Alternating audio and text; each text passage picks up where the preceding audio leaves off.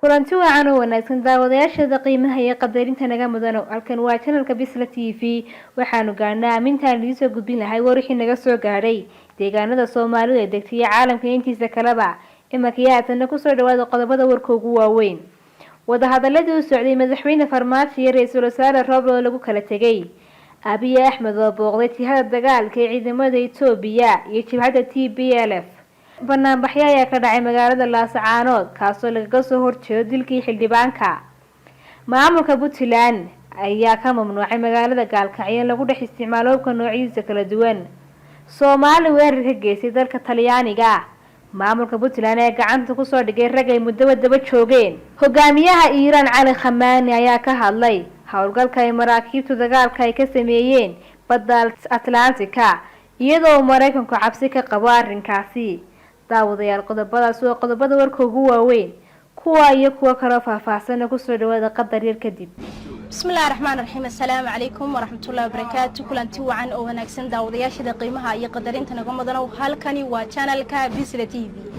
ood kala socon doontaan warar sugan warbixino xasaasi iyo barnaamijyo aad u xiiso badan kuwaasi oo ay kamid yihiin barnaamijka dhalinyarada haweenka iyo arrimaha bulshada daawadayaal aad baad u mahadsantihiin asxaabteena ku xidhan channelka sidoo kale waxaanu ka codsanaa asxaabtaan nagu xidhnay inay channelka noo saaraan like-ta share-ta iyo subscribe-ta waxaad nagala socon kartaan bartaan ku leenahay baraha bulshada sida Facebook YouTube iyo Twitter balanteenu markasta waa channelka Bisla TV gudoomiyaha gobolka Mudug ee Puntland Cabdiladiif Muuse Nuur ayaa sheegay inay dardar gelin doonaan hawlaha sugidda amniga magaalada Gaalkacyo oo dhowr jeer ay ka dhaceen weeraro qorsheysan waxa uu sheegay in qorshahoodu yahay sidii ay uga hortagi lahaayeen al-shabaab oo uu sheegay inay doonayaan inay falal amni darro ka geystaan magaalada Gaalkacyo markastana diyaar u yihiin sugidda amniga guud ahaan gobolka Mudug sidoo kale gudoomiyaha gobolka Mudug oo sii hadlayay ayaa waxa uu sheegay in gudaha magaalada Gaalkacyo laga mamnuucay in lagu dhex wato hubka noocyadiisa kala duwan cidii lagu arkana tallaabo laga qaadi doono warkan ka soo yeeray gudoomiyaha gobolka Mudug ee Puntland ayaa waxa uu ku soo aadaya xilli bilihii la soo dhaafay ciidamada Puntland iyo kuwa Galmudug ay wadeen hawlgallo ka dhan ah al-shabaab wadahadaladii saacadaha badan qaatay ee xalay ilaa shalay u socday madaxweyne Farmaajo iyo ra'iisul wasaare Roble ayaa lagu kala tagay iyadoo aysan wax natiijo ah ka soo bixin sida ay la wareedey lagu kalsoon yahay u sheegeen warbaahinta dalka wadahadalada ayaa u burburay qodobka la xiriira kiiska Ikraan Tahliil Faarax oo ahayd gabar ka tirsan Nisaa oo lagu tuhmayo gacanta hay'adda iyo habka loo baarayo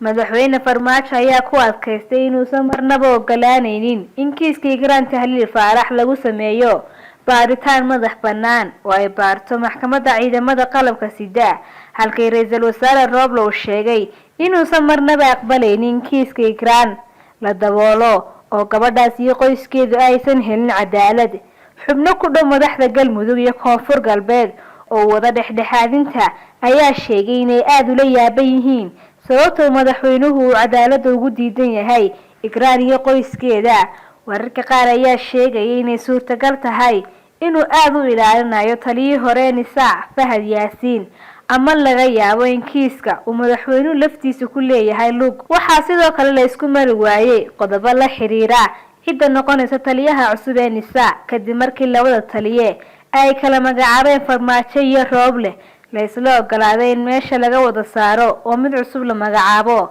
Farmaajo ayaa ku adkaystay inuu doonayo inuu soo magacaabo taliyaha cusub hase yeeshee Roble ayaa soo jeediyay inay ka wada tashtaan si qof lagu wada qanacsan yahay loo magacaabo ma cadda waxa xigi doona burburka wada hadalada iyo ciidda guusha siyaasadeed ay ku dambeyn doonto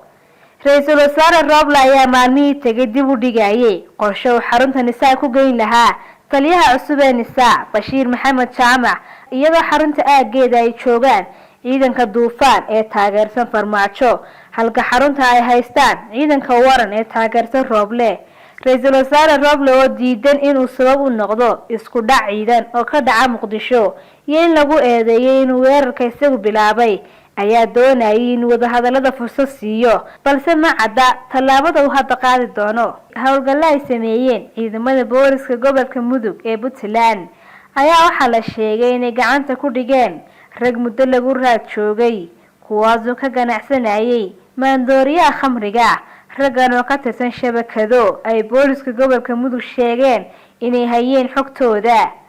waxaana raggan laga soo kala qabtay degmada Jariban iyo degmada Galdogob ee gobolkaasi Mudug. saraakiil ka tirsan booliska gobolka Mudug ee Puntland ayaa waxay sheegeen in raggan ka ganacsanayay maandooriyaha khamriga lala qabtay gaadiidkii ay ku shaqaynayeen, isla markaana dhawaan maxkamadda la tiigsan doonaan. dhowr jeer ayay deegaano ka tirsan gobolka Mudug waxa ku dagaalamayay ciidamada booliska iyo kooxo hubeysan oo ka ganacsanaya khamriga, iyadoo qaarkood la qabtay halka qaar kale lagu raad joogo. xalay waxa magaalada Laascaanood ee xarunta gobolka Sool lagu dilay xildhibaan ka tirsan golaha deegaanka Laascaanood oo lagu magacaabi jiray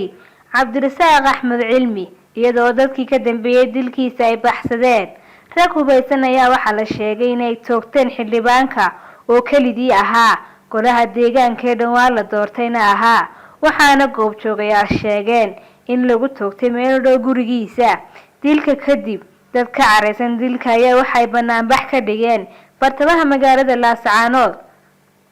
iyagoo dalbanaya in cadaalad la hor keeno dadkii ka dambeeyay dilka. qaar ka mid ah banaanbaxayaasha warbaahinta la hadlay ayaa sheegeen maalin walba magaalada Laascaanood lagu dilo dadka haldoorka u ah bulshada, isla markaana maamulka magaalada iyo laamaha amniga aysan wax tallaabo ah qaadin. dhinaca kale, ciidanka booliska Soomaaliland ayaa waxay magaalada Laascaanood ka sameeyeen howlgallo lagu baadigoobayo dadkii ka dambeeyay xildhibaanka ka tirsan golaha deegaanka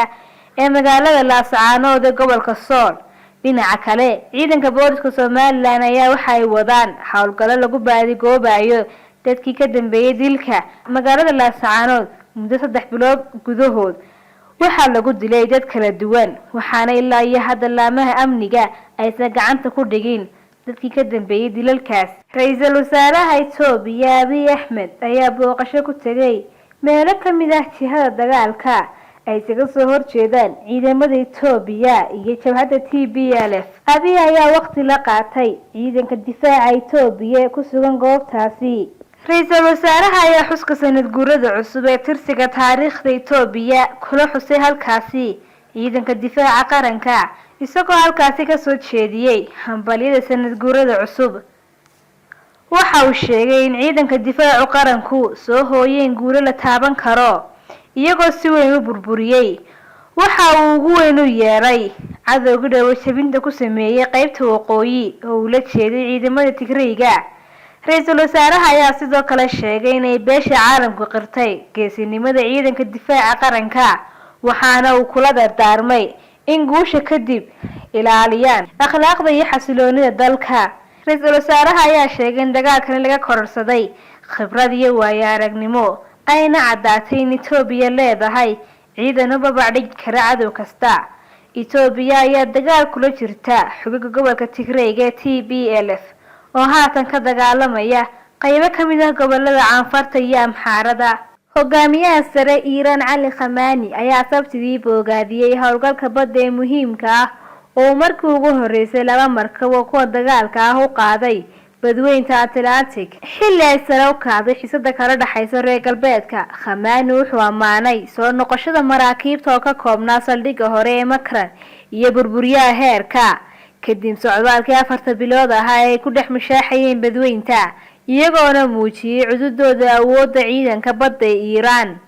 markabka oo ka soo kicitimay magaalada dekada leh ee Bandar Abbas isagoo soo maray waqooyiga badweynta Hindiya, waqooyiga iyo koonfurta badweynta Atlantic iyo dekada Petersburg ee Ruushka, halkaas oo uu kaga qayb galay dhoolatuska ciidamada badda ee bisha June. waagii hore maraakiibta ciidamada Iiraan waxay howlgallo ka fuliyeen badweynta Hindiya, badweynta Pacifiga iyo badda Mediterranean-ka. waa markii ugu horeysay oo maraakiibta dagaalka ee Iiraan ay ku shiraacdaan badweynta Atlantic-ka. bishii June wax yar kadib markii ay maraakiibta dagaalka u shiraacdeen Atlantic-ka ayaa taliyaha ugu sareeyay militariga Iiraan Abdurrahman Musafi wuxuu ku tilmaamay awoodda ciidanka badda ee Iiraan in isbedel lagu sameeyay. taliyaha ka tirsan ciidamada Habibullah ayaa sheegay in howlgalku kordhiyay qoto dheeraanta istiraatiijiyadda ee Iiraan ku leedahay badda isagoo ku tilmaamay hawlgalka ugu dheer uguna adag. Horaantii toddobaadkan taliyaha cusub ee ciidamada badda ee Iiraan Shahram Irani ayaa sheegay in Tehran ay doonayso inay sii wado joogitaankeeda biyaha caalamiga ah si loo damaanad qaado ammaanka maraakiibta xamuulka iyo maraakiibta shidaalka. Si joogto ah hawlgalka badda ayaa laga dareemay caro xoogan gudaha Mareykanka maadaama ay ka baqayaan in maraakiibtu ay hub u dabuulaan.